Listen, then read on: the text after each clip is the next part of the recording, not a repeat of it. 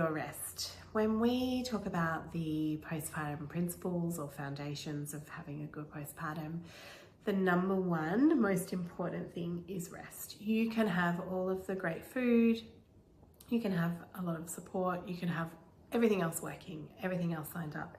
If you're not resting a lot, more than you think you need, you are going to run into issues. Now we live in a late capitalism patriarchal system where rest is definitely not a done thing. We live in hustle culture, we live in grind culture. Naps are, lazy, a weakness. But the reality is biology does not lie, and if you ain't resting, you ain't recovering, and you will not be able to function. Like, I cannot stress enough how important rest is in postpartum.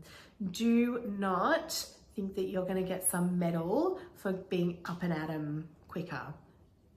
No, just don't do it. It's that might be what our culture celebrates, but it's wrong. The culture is wrong. That is not supportive of a woman's body physiology and all the hard work that her body's doing. Like, just think about it. Think about what your body's been through during birth. Think about all the tissues and fibers and muscles and everything that's worked so hard to build a baby and then get it out of your body. Think about your body's now making milk and it's trying to recover. Like, you need rest. You don't just deserve rest, you need rest. It is a requirement for postpartum recovery. So I mentioned it earlier, but really one of my postpartum actions is, I was going to say protect the oxytocin, that's the other one. The other one is lie the fuck down.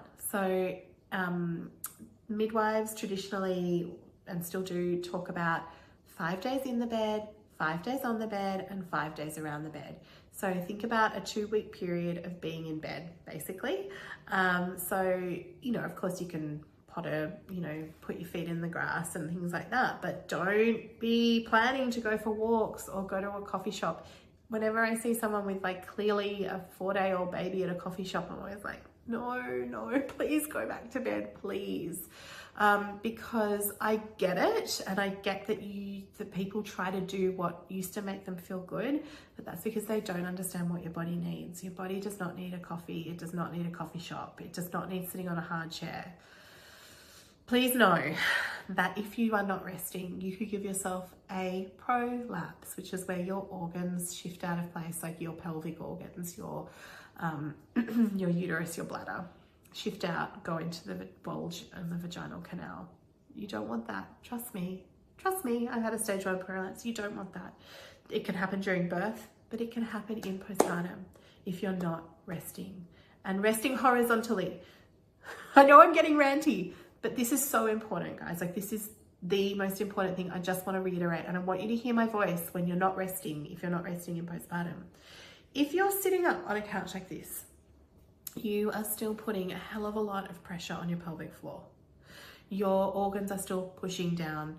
We want to be lying flat so our organs can settle back into place, into the right place, okay? So I, absolutely watch the Netflix and do all that, but do it from bed. Do it from bed, or if you're lying on the couch for a change of scenery, lie down. This is why learning how to do a side lying feed is really important, because it will aid you with lying down. Don't forget as well that, your night feeding, that's to be expected. You will have to be dealing with night feeding, and you've got your hormones are surging and dropping and, doing their things as well. The best way to support your hormones is to get a lot of sleep. And remember that lack of rest and sleep can lead to mastitis and blocked ducts. So if you're not sleeping, go lie down. So for the first 2 weeks, plan to be in bed. This is why we're going to talk about visitors and boundaries and things like that. But this is really why, other than essential people like, really close family who are there to support you, are not just there to sit around and be given cups of tea, but are there to support you. No one else is there in the first 2 weeks. Like, just know. But also know that rest is important throughout your life. Like, I could go on a rest rant. If you want to read more about rest, I'm just diving into the Nap Ministry's work, and that's really fascinating me around how nap and rest in this culture. Just anyway, I don't want to go on that tangent, but my point is that you need naps, you need rest as a mother ongoing. So like at the moment, I mentioned my 2-year-old has decided that 5 o'clock in the morning is the right time to wake up. And I can't really do much about that. We can tweak things, but you know, ultimately if he's awake and he's up, like we are awake and we're up.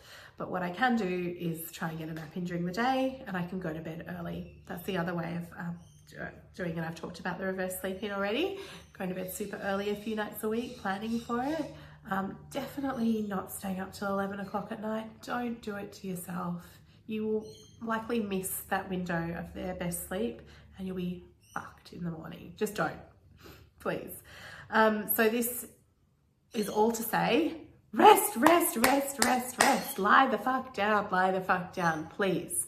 And you know, there's often a temptation that when you're feeling really good, like in my second postpartum, so I say all this, but I was also, you know, victim of it myself second time round.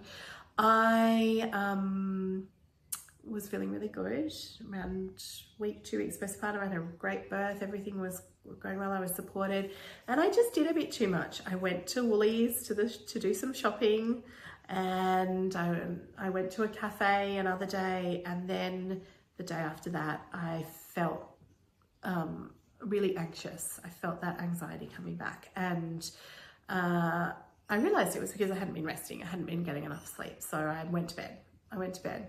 And it was great.